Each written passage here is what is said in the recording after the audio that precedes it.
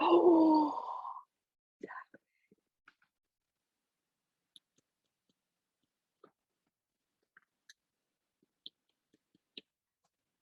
Hi there. hi, can you hear me? How are you? Can you hear me? I can. Can you hear me? Yes, I can totally hear you. I'm in my car. Okay. I am so freaking excited to ask you some Oh, you're questions. so sweet. Of course, of course. I'm so glad we could do this. Oh, I'm like, I was like on a caffeine, but not caffeine. I was on an alley high all morning. I was so excited. Oh my God. Well, I'm so sorry I didn't feel well last week. But I'm so glad that we could do it this week. Okay, so I'm going to introduce you for my students. I'm going to do a funny introduction, and then I'm going to rapid fire questions, and Amazing. then share whatever you want. Okay. Okay, I love it. Oh, I'm so excited. Okay. She began singing around 7 years old when she found the theater bug had bit her. She was feeling the joy of playing different characters, and it was playing Annie in the musical Annie, co-starring her dad in her backyard, that really solidified that she was meant to do this for a living. She continued to move forward with her dream, and she auditioned for NYU and got in. She went on to do such amazing things like the GLEE Project, which won her an award of being cast in the television show GLEE. She was in the earth-shattering Deaf West production of Spring Awakening, but you may know her as the Tony Award-winning actor from the Broadway revival of Oklahoma, but not just that, also the co-author of Justify, and amazing human who I cannot wait for you to hear her story. Her talent is unlimited. She's so amazing. Allie Stroker, everybody. Thank you. Thank you so much. You're welcome. So one thing I love about how you got started and your love is, like most of us, sort of just doing it on your own. Finding it on your own, or listening to albums, or oh my God, I dated myself, listening to music and hearing that song that you're like, it speaks to me. So I'm going to rapid fire some questions that you can tell me whatever you want, but Okay. since these kids are studying theater, I was wondering what theater training you had that has stuck with you, like a lesson or something you learned from your education that has really stuck with you. I would say that my voice lessons growing up were the thing that like really solidified that not only did I want to do this professionally, but that I loved like learning and growing. And I spent every single week in voice lessons from age basically 8 to then through college, through age 21, and studying and learning how to sing and learning that there is not one way to do anything, that there are so many different ways that you can execute. And especially for me being in a wheelchair and singing, like we had to find other ways to sort of support my voice and get that control and breath support. And I just had wonderful teachers who like wanted to help me find different ways to the end goal, which was to have a supported voice. Do you continue to take classes or study anything?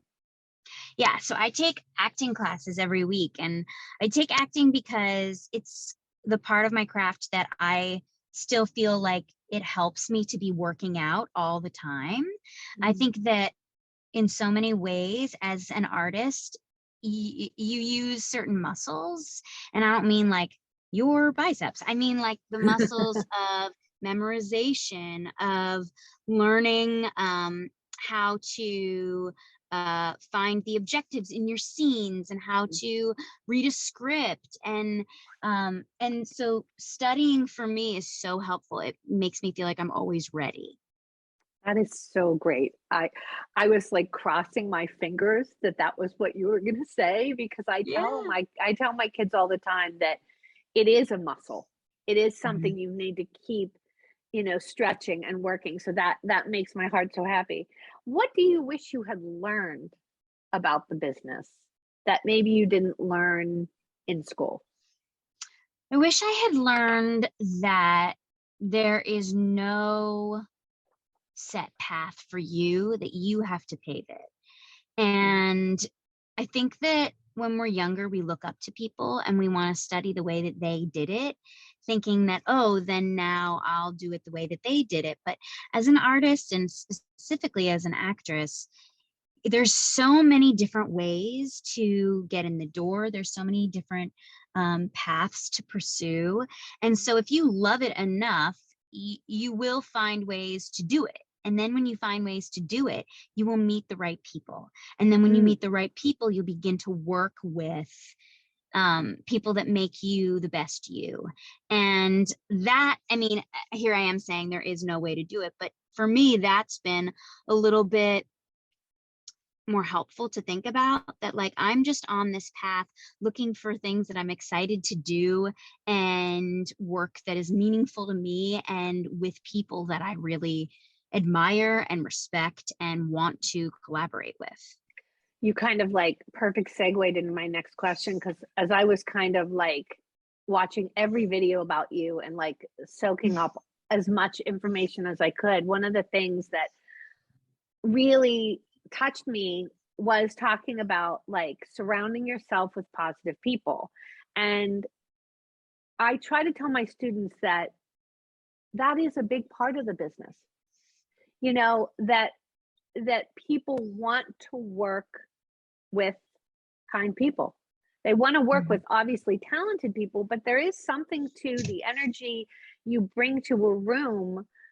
Could you maybe talk a little bit about that, or if you've had any experience with that? Absolutely. I think it has so much to do with the way that you move through the world. And because it's not like, oh, now I'm in a room and I'm working, now I need to be a nice person. It's not like that. It's how you move through the world. People observe you, people are seeing you, and your energy, your enthusiasm, your effort is always felt.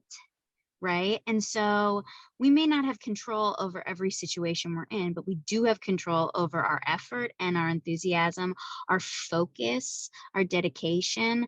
And those are core elements to being a professional that people don't ignore. That's something that, you know, a leader in a room, a director, a producer wants on their project. They want someone who is dedicated and focused and excited and brings good energy every single day.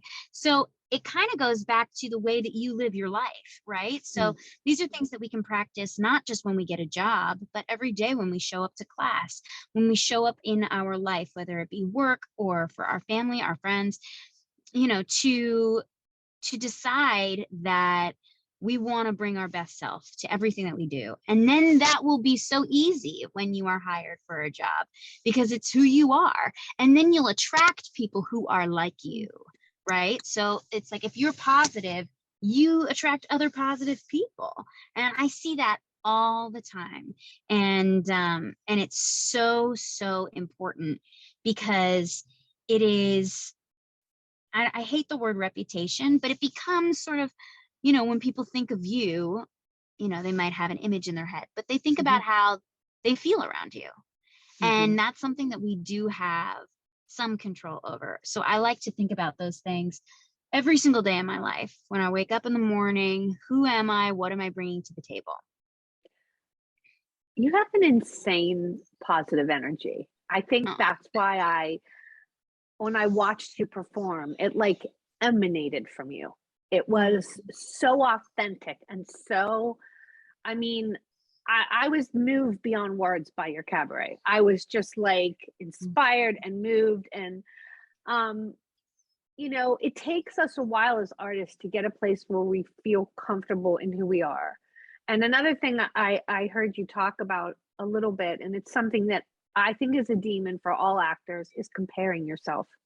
It's like that little voice, right, that you go to an audition and or you're in a show and you start can you maybe talk about, like, especially like, you know, even when you get to a certain, you know, acclaim, even when you are a Tony Award winning actor, I mean, is that little voice in your head? Do you deal with that voice, or how did you remove that voice altogether?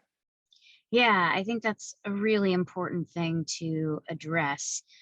You know, I'm a competitive person, so I always have that comparison voice in my head. But I think it's really important to learn how to harness that voice, because being competitive isn't a bad thing. Right. I think that's important to address. I mean, it sometimes can give us drive to push forward. But I also think that something that I learned during the GLEE project, because it was a competition, and whenever they do the interviews, they'd ask like, who are you in competition with? And for whatever reason, I just always said myself. And I think that it's really important for you to set a bar for yourself, because then you can be clear about what you're striving for instead of getting lost and distracted by what everyone else is doing around you. I always feel the worst when I am comparing myself. It's like my one pit. It's like it just makes me feel so small. And so that voice, I think I have to be, strong with, because, and especially being a woman, especially being in a wheelchair, there's so many things that I can compare myself to. And it is so important, first of all, that I've done work on myself to really like myself and respect myself and take care of myself. And that has a lot to do with self-talk. How do I talk to myself? We spend a lot of our days in our head. And so what kinds of things are you saying to yourself? And something that I'm learning more and more, especially with being busy and being in high pressured situations, the thing that's so cool about working really, really hard and then arriving at a place in your career where you feel really proud and really excited, is that the work becomes more and more high stakes and more pressure.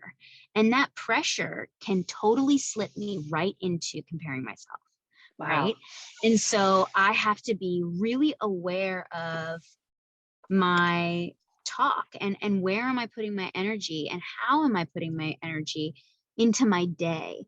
I spend a lot of time alone, because when I'm not, it's amazing when I'm working on a show and I have a company of actors, but as an artist, you are solo, you're on your own.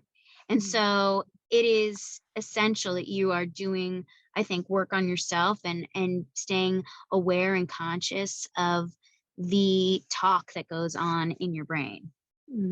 That's amazing. And I think it's really, it's nice to know that we all deal with it. And the little guy creeps up even as you climb the success ladder, it's still there.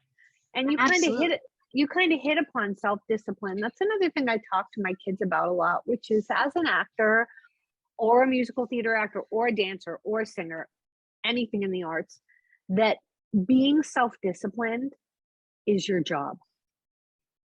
Like you do it on your own, right? You prepare for your auditions, you read lots of plays, there has to be like that drive, that connection with the art, I believe, if you're going to be able to work in the business.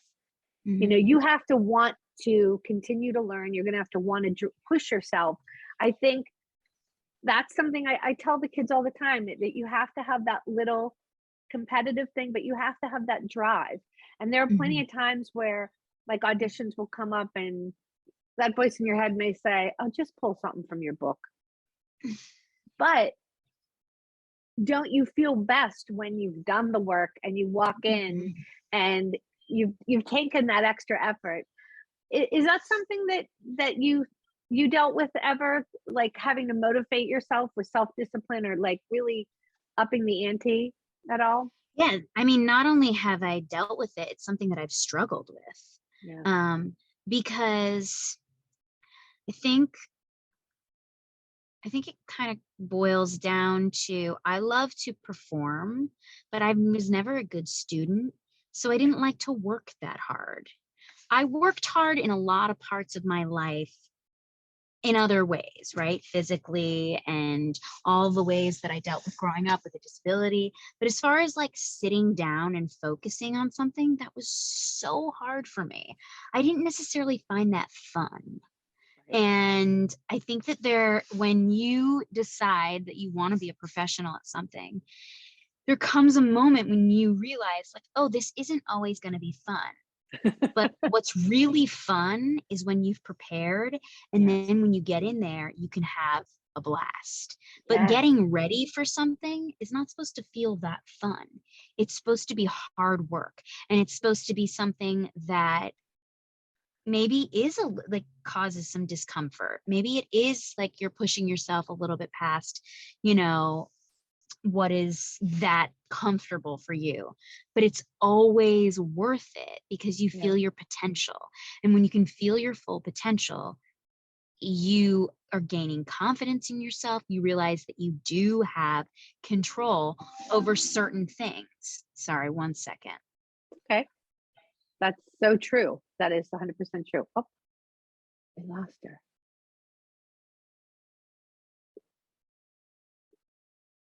Maybe she'll call back. This is going really, really well. Well, don't you think? High five. I think she'll have to call back into the meeting. There she is.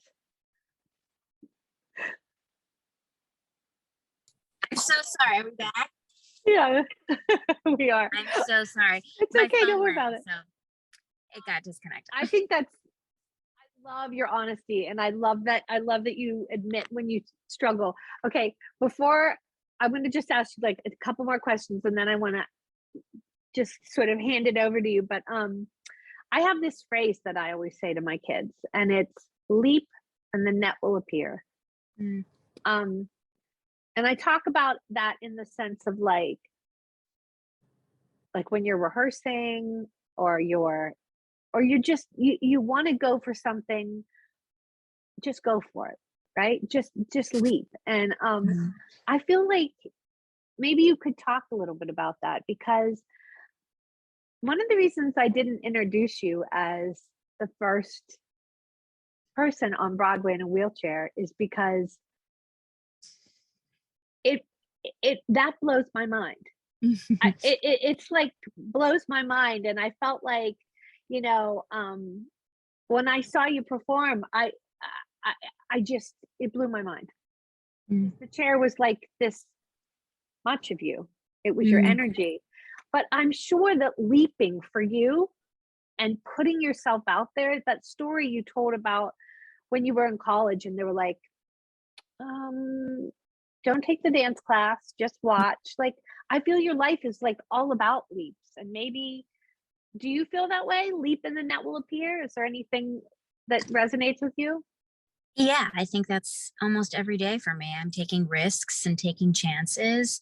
And, when you say this phrase about leap and the net will appear, I think what's really important is at the beginning of my life, that net was all the people around me, right? It was the people that I trusted, the people who believed in me. But now I feel like I'm also my own net, right? Like, I have the confidence to know that like, if it doesn't work out, I'm definitely going to learn something from it. And if it does work out, I've just grown that much more because now I know I can do something that I never knew I could do. So taking risks and following your dreams and your passions, like that's every day. That's every day. And, pushing yourself out of your comfort zone again is like, has just brought so much fulfillment and joy into my life because it's made me feel like not only can I reach my full potential, but that I can always be growing. And I think that's so important for, human beings, but specifically artists, that we don't plateau, that we continue to expand our skill sets and what we thought we never could do. There's a lot of things that I'm about to do in the next year, right? That I've never done before. And I'm just so excited to get that opportunity to grow. Am I going to be perfect? No. Am I going to make mistakes? Probably. But I believe in myself enough that I can succeed in those arenas as well. And so, I love that phrase. I think it's so valuable. I cannot believe you said, like, it's funny, my students, when they watch this, they're gonna be like, "Miss Latta, you told her to say that you could be your own net." I did not Ah, say that, but that is the ultimate, like, happy place for me because, yeah, that's what you learn. You yeah. learn that, right? Mhm. Um, I have so much I have just so much respect for you, and, I have prepped my kids by sharing a little bit about your journey, but I'd love to hand it over because I do wanna mention this amazing book, but Sure. I do wanna, like, hand it over to you and, like, if there's anything about your story that you wanna share, um, like, I just wanna throw it Yeah. out there.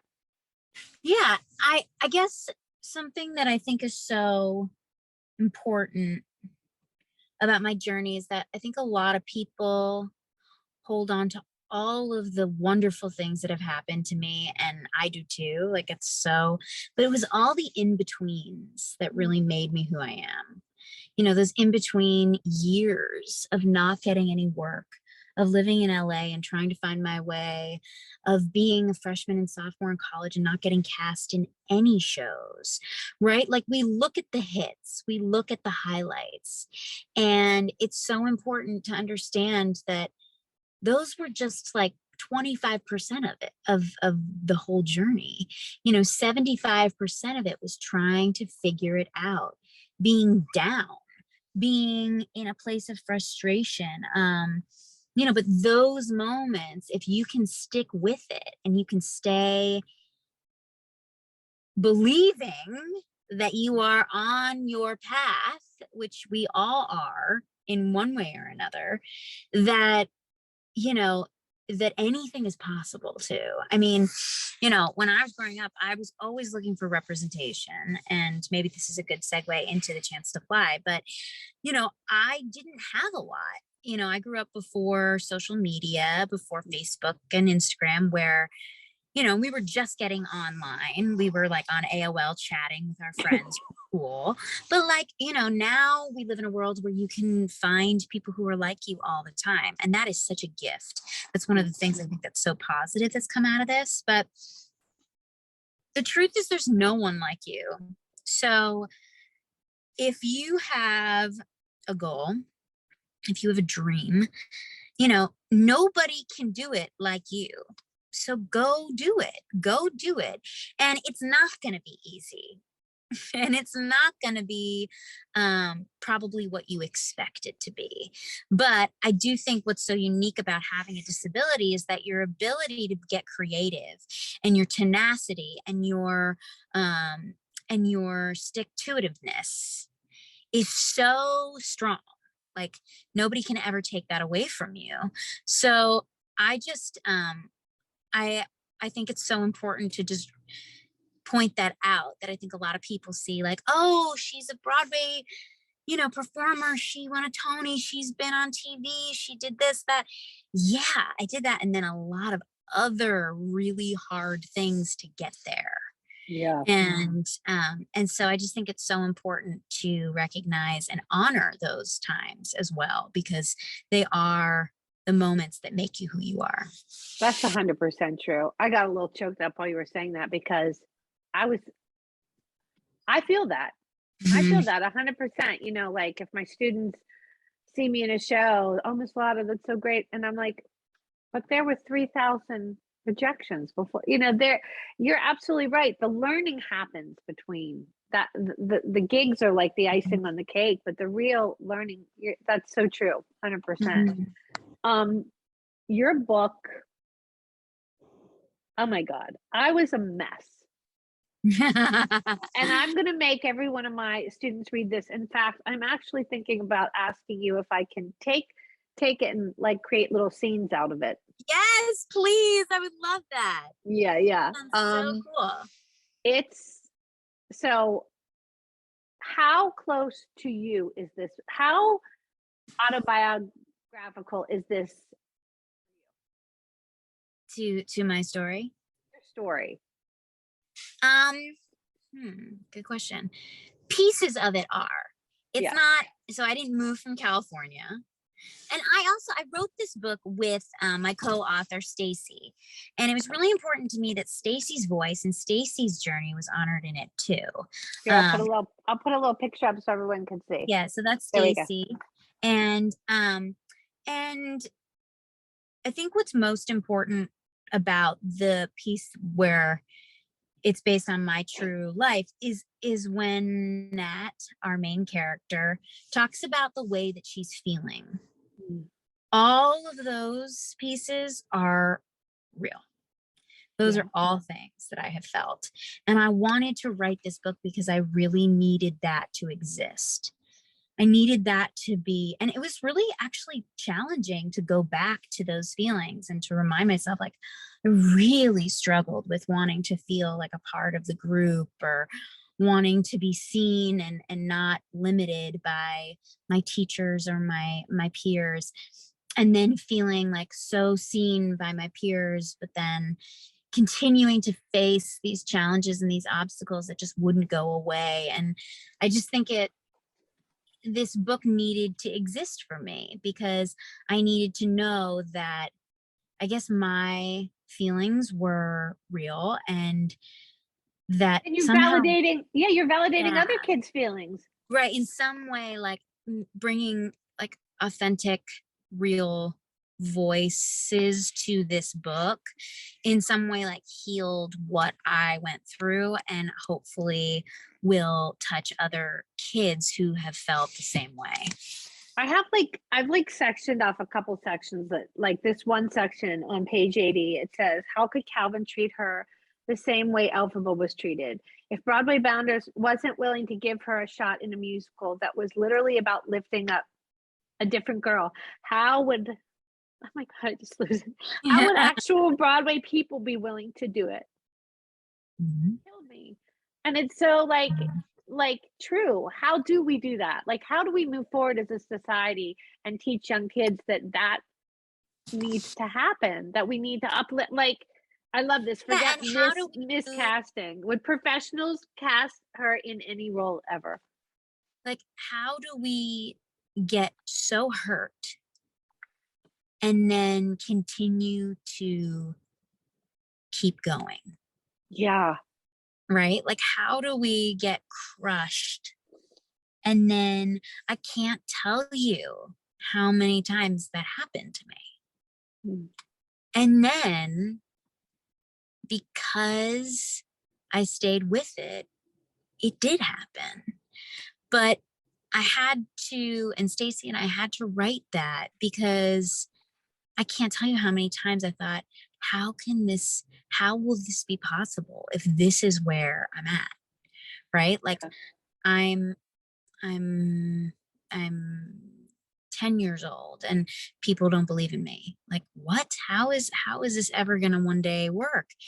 But I think the other thing that was so important and something that I hope comes through is, like, when you are that age, when you're in middle school, like, that's your whole world. That is your whole life. And no matter what, like, you are exactly where you're supposed to be. Yeah. And it's really hard to say that too, because I hate when someone is struggling. I want to take that pain away from them. Like, that is so difficult. But I'm telling you from my experience, that pain, that frustration, that anger that came up in just feeling like I wasn't seen and I wasn't acknowledged and I wasn't believed in. I mean, it's a big part of what drove me. Yeah. You know, I did have my competitive side has a little like, well, I'm going to prove to all of them they're wrong. And that, you know, I mean, that was sort of a piece of it that was important for me. This is another section that really, this is so funny. This book really touched me as not only like a kid who fell into theater in the middle school years, but the way you wrote it also has a lot of wisdom in it, like a little teacher wisdom. The whole show is a giant willing suspension of disbelief because they cast people of color as the founding fathers. And she's like teaching, like she's teaching people, look, we've done it already. Why aren't we still on a bigger level? And Yeah.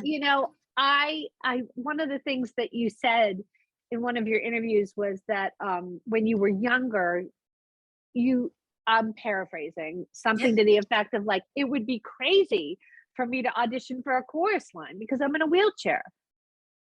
But now it's not crazy. How did Right. that shift? How and you kind of answered it in the sense that you just kept going. And the more you kept going, the more you realized why not, right? But like Yeah. that is so fills my heart up so much because I think a lot of kids today, they just, you know, they're so fearful of letting themselves dream or letting themselves leap, or they're so fearful of like social media. What if I do something and somebody makes fun of me, or you know but with you it's like you've just realized, what if I just dream bigger? What if I just Mhm. let my bubble get bigger? Mhm. Yeah, I mean, I think it has a little bit to do with who I am, and it has a lot to do with the way I was raised. Mm. In that the most fun part of having a disability is that we just get to make stuff up. Like like it's not gonna exist. It doesn't exist. So if there's no rules, let's make our own. There was some rebellion, right? And that got me excited because I was like, oh, they don't think that, you know, so and so can be in a wheelchair. Well, why don't we try it out? Let's try it. And that to me is also where the creativity of theater and the arts is like it so perfectly goes along with my life Yeah. that I have to be creative in every single thing that I do. So if I have to make it up in my real life, let's just like make it up in my work too. I don't know. I I mean, love that. it was sort I of love fun. It felt like fun, but also Yeah. scary. I want to validate that as well. Like, it's not just like always like, oh, it's not a joke. Because the truth is, like you said, like, oh, could somebody like laugh? Could somebody make fun of me? Yeah, they could. But they also could be like, whoa, that's never been done before. This is really cool. Yeah. I just love that about you. I love that as you grow, as you grow, you let your dreams grow Mhm. and get bigger. And I Mhm. think that doesn't happen all the time. I mean, I think artists become, well, I've grown out of that, or I'm not, and I love that. I feel like you're just making your possibilities so much bigger, endless. Mhm. That's really inspiring to me.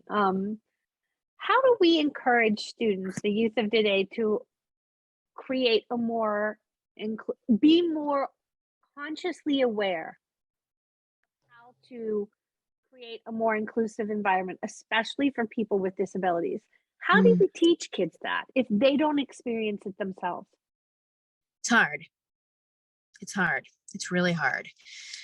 But I think that we have to model it. I think that kids look to other people to model what inclusivity looks like. And I also think that we need to continually ask ourselves, not just what am I doing for myself today, but what am I doing for someone else today? And that giving back element needs to, I hope, and I think needs to become a part um,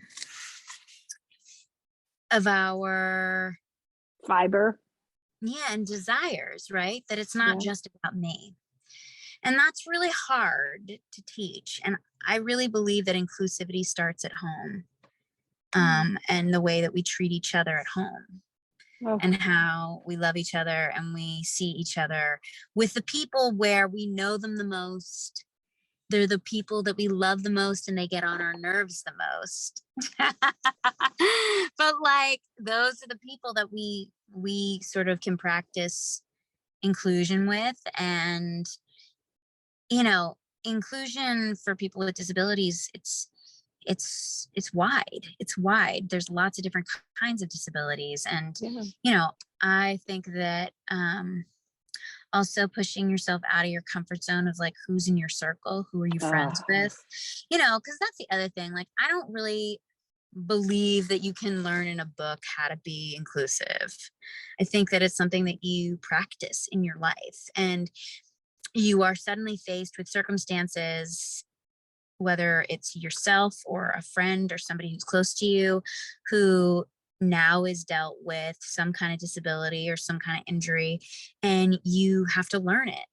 Yeah. So in that way, it's like inclusivity is not just about like, I'm a good person, like I know about this and that. It's like, I practice inclusivity every day of my life because my life is more rich with more people in it, and it's not just about me. And the truth is that like, I always feel better when I go into a situation thinking, what can I give versus what am I going to get? And like, that's so hard, right? Because a lot of times when we're nervous, we're very self-conscious, which puts us in a mindset of, oh, like, what about me? Like, am I okay? Am I included? Am I accepted? But when you can click your mindset into what can I give in this situation, it changes everything. Wow. How did you get to be so like Buddha Zen? Like you just, for an actor, for an artist, I'll just make it, you are pretty Zen slash, I mean, you got to a place in your life where you realize, it's very rare you hear about an actor say, walk into the room, what can you give? I mean, Yeah. we are not genetically made up that way usually, and it's so heartwarming. How do you think you got to this place? Because it's such an inspiration, and it's, it. Well, I think it sort of started at home, right? Yeah. Like, my dad is a teacher and a coach, and my mom is really extraordinary. And, I think that for my parents, so my brother and I were injured in a car accident. And I think for them, that was, the scariest thing. It scared them to death. And I think that they approached after, like, our kids are still alive. We are the most grateful people in the world. And this is the hardest situation we've ever been in. And so I grew up in this very unique situation. Yeah. Where, like, from as far as I can remember, we were sort of trying to overcome this trauma and move through this really hard thing. So there was a lot of like talk about like, how do we do that and who we are. And then, so talking about your feelings at home, which not everyone does. Yeah. And I also think like for me, like articulating myself, learning about my emotions, learning about other people, that was always really something I loved because it was something I could do. Right? When you can't do everything, you appreciate and maybe love the things that you can. And so my emotional intelligence, because I was not running around with the kids on the playground, I was with the adults. So I was always sort of learning and developing maybe a little bit more emotionally, maybe intellectually, and like my emotional IQ, right? Like, because that was where, and I see that a lot amongst the disabled community, right? Because it's like, we can't do certain things, so our other abilities become stronger. That makes total sense. That's I so incredibly inspired by you. I have to say, like, I'm really trying to hold it together because I'm fangirling, but I'm also super emotional because you also have you can tell that your dad, the teacher, has rubbed off a little bit because your ability to explain things and really is just It's so fantastic. And I don't want to be selfish with time because you've been so generous to even meet with me. I just want to say, I have, I think I went through all my questions, but I want to say that this book, it just, it killed me. It's going to be a movie. First of all, I've decided that's going to happen. It's going to be a movie because it was just, and the humor in it is hysterical. It's just so beautiful. So I'm going to make my kids sit down. And I just want to, okay, what did I write here? No, you answered you literally, I had like thousands of pieces of paper around me, and it was, I'm overwhelmed. I'm overwhelmed by your talent, by your generosity of spirit. And it's so funny. I'll tell my students that the theater world is this small because I think the only reason I'm having this, grateful to have this conversation, is that a girl that I taught when she was 6 years old, Bridget, married a friend of yours. Yeah. One of my best friends from high school and middle school. At middle school, and that's how big the theater world is. So I'm so grateful. They vouched. They said she's not crazy, but I just want to say, like, is there anything you want us to look out for you, to keep an eye out, or is things maybe you can or can't share with us that we should keep an eye out? Well, I think something may be being announced today. So maybe when you send this or present this to your students, you can then add what's going on. But no, I really, I want to thank you, because for me, these are so important. Like when you have a career and you're an artist and you're an actress, again, it's like, it can feel sort of like your bubble is small, right? And so getting these opportunities to articulate myself, to get to know you, to know that this maybe is being passed along to someone who needs to hear it, just means so much to me. So thank you so much for asking me to do it. You're amazing. I'm gonna stop the recording, but don't hang up. I'm gonna end it the way we end all of our interviews. Okay. I'm so appreciative. And students that are watching this, I know that this is going to really hopefully ignite a little bit of fire under you, a little passion. And I'm sending you lots of love. We love you. I love you. Thank you for joining us. I'm gonna Bye.